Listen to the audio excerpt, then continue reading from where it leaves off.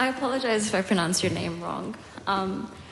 Question number 18, under the name of Maya McNeill. Thank you, Madam Speaker. That's right. To the Associate Minister of Housing, what plans, if any, are underway to support young people hoping to enter the property market in the future? Honourable Marma Davidson. I'd like to thank you very much for that important question. While I have no ministerial responsibility for supporting young people to enter the property market, it is of vital importance to me that young people are supported into housing and have a place to live. This is fundamental to our well-being. This also means treating housing as a human right.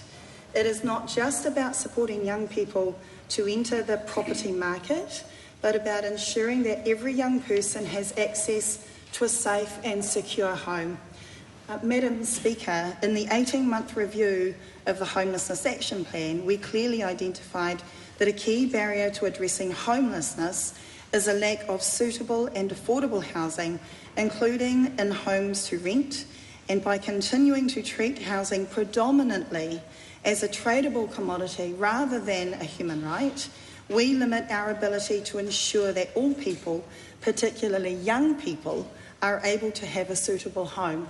My ministerial colleagues across the House are working on the other levers to ensure we reach affordability so that people, including young people, will have access to live in a safe, quality, secure home, whether they rent or own. I want to add that we also know that Māori, Pasifika, Rainbow and disability young people, people with disabilities, are disproportionately impacted on by homelessness. We are acknowledging and facing this head-on by funding and promoting Māori-led housing through my ministerial colleague, Honourable Pēni Henare, a Pasifika housing strategy through Honourable Aupito William Seal, and also direct initiatives to address rainbow and disabled young people finding it hard and being in a situation of hopelessness. Supplementary. Supplementary question. What does the Minister say to young people who do not believe they will ever be in a position to enter the property market? That I am disappointed that any person would find it difficult to be able to live in their own secure home, but especially young people, because I know that we are preventing particularly younger generations from such a basic ideal of our country where everyone should have the right to be able to afford their own home, again, whether they rent or own.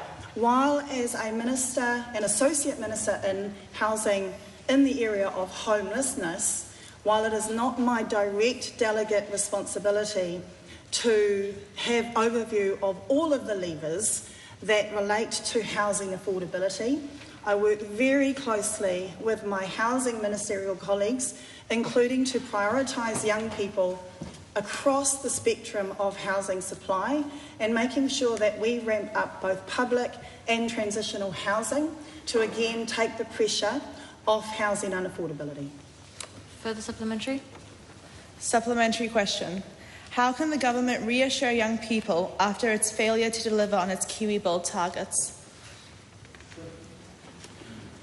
Again, while that is not my ministerial delegation in terms of that specific program across government, and I would invite any members to be able to ask those questions directly of the responsible ministers, I reiterate that ensuring housing security, affordability and quality for young people is an absolute priority of mine among my ministerial delegations.